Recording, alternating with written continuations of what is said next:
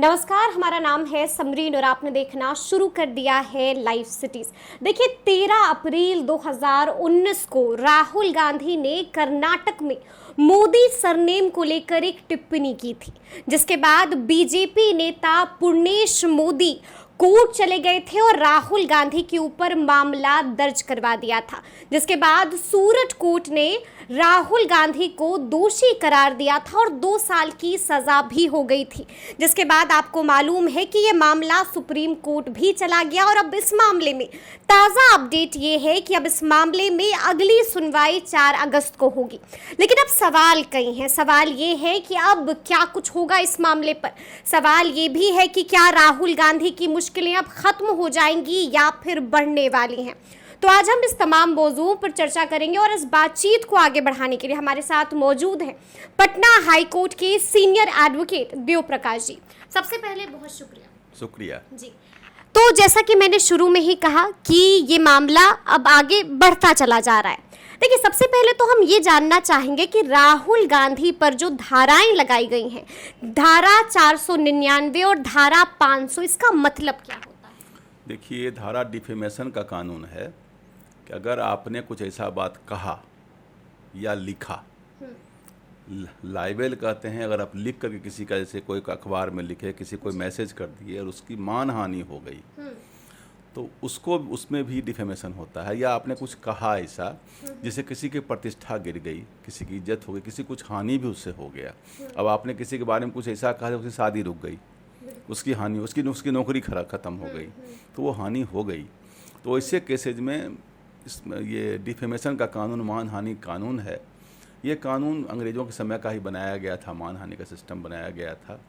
इसका political use शुरू हो गया है, अभी पॉलिटिकल यूज़ शुरू हो गया। इसमें जो मैक्सिमम सज़ा है वो 2 साल है, मैक्सिमम। अच्छा।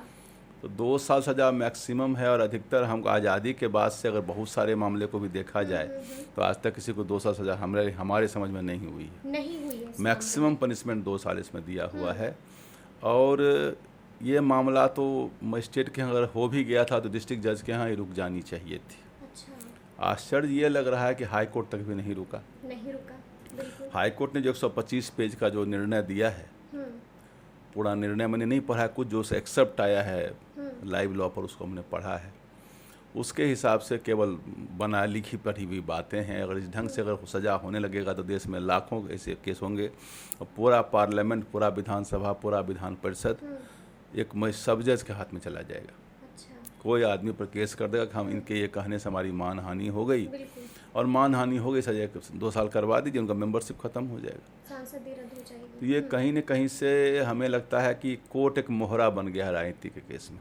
कोर्ट एक मोहरा बन गया है। कोर्ट एक मोहरा बन गया है। अब ये मामला सुप्रीम कोर्ट पहुंच गई। बिल्कुल। हम लोगों को लग रहा था कि हाई कोर्ट से ही निर्णय इसका हो जाएगा, ये कहानी बंद हो, कहानी खत्म हो जाएगी। कोर्ट क्यों इस चक्कर में पड़ी, कोई मामूली सी बात।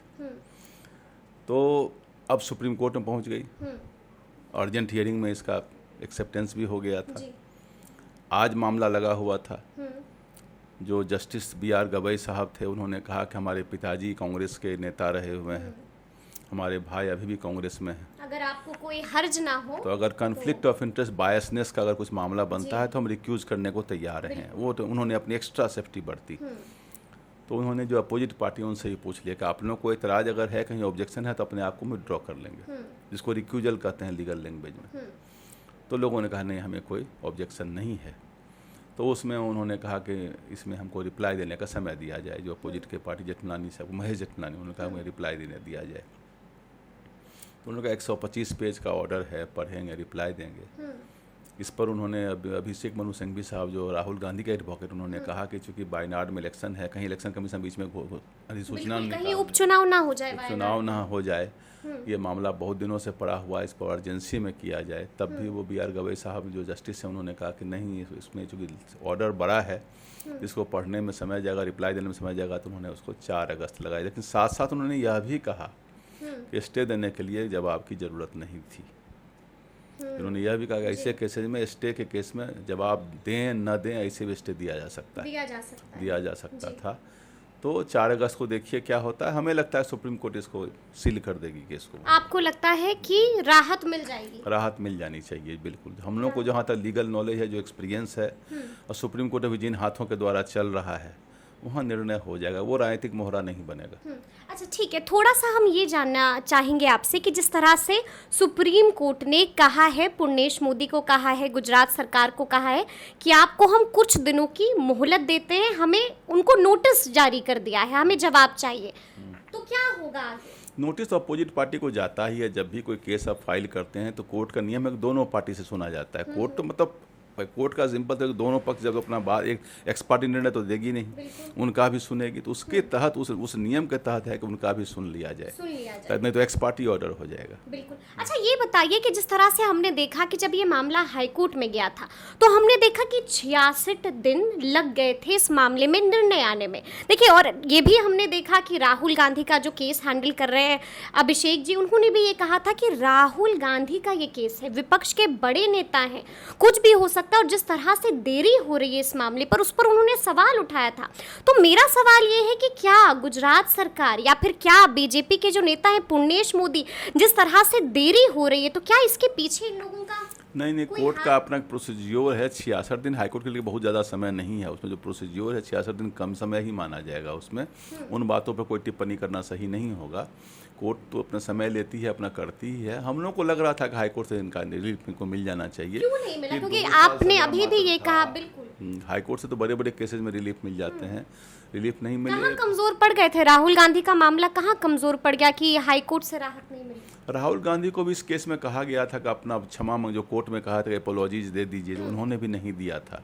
अगर मान लीजिए कि हमने जो कहा उसका वो मतलब नहीं था, लोगों ने मतलब लगा के केस कर दिया, तब कहीं ठीक है, हमारा मतलब नहीं था उनको इस बात से हो, लेकिन तब भी अगर किसी को चोट लगी थी इस बात के लिए हम अपोलॉजी देते हैं। ये कह देने में कोई दिक्कत नहीं। राहुल गांधी इसके लिए माने नहीं। अपोलॉजी तो गॉडली थिंग, रोज हम लोग भगवान से माफी मांगते हैं, कोई भूल चूक लेने देनी कुछ हो गई हो, कहीं गलती, इसमें कोई बहुत बड़ी बात नहीं थी। लेकिन समूचे केस में, समूचे मामले में राजनीति का गेम जो है वो चला गया है कोर्ट में, और बराबर से ऐसा होता रहता है। बहुत सारा जो पॉलिटिकल गिमिक है, गेम है, वो चल, उसमें राजनीतिक कोर्ट मोहरा बन जाती है, तो और कोर्ट भी कसमकस की स्थिति में आ जाती है। अच्छा, मतलब आप ये कह रहे हैं कि अगर उस वक्त राहुल गांधी माफी मांग लेते, राहुल गांधी अपनी गलती एक्सेप्ट कर लेते, तो मामला आज इतना बड़ा नहीं होता, वहीं बात खत्म हो जाती। क्योंकि इस ढंग से देखिए, पॉलिटिकल स्पीच है, वो कोई व्यक्तिगत स्पीच नहीं। पॉलिटिकल स्पीच में बहुतों को बहुत कुछ बोलते रहते हैं।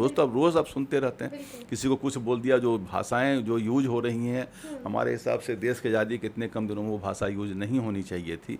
हमारा देश विश्वगुरु के रास्ते पर है, और हम ऐसे एक देश में है जहाँ पर धर्म और अध्यात्म की बात होती है। ऐसे देश में भाषा जितनी परिमार्जित हो, जितनी संशोधित हो, उतना अच्छा लगता है सुनने। मुझसे नीचे एक जनरेशन का संस्कार बनता है।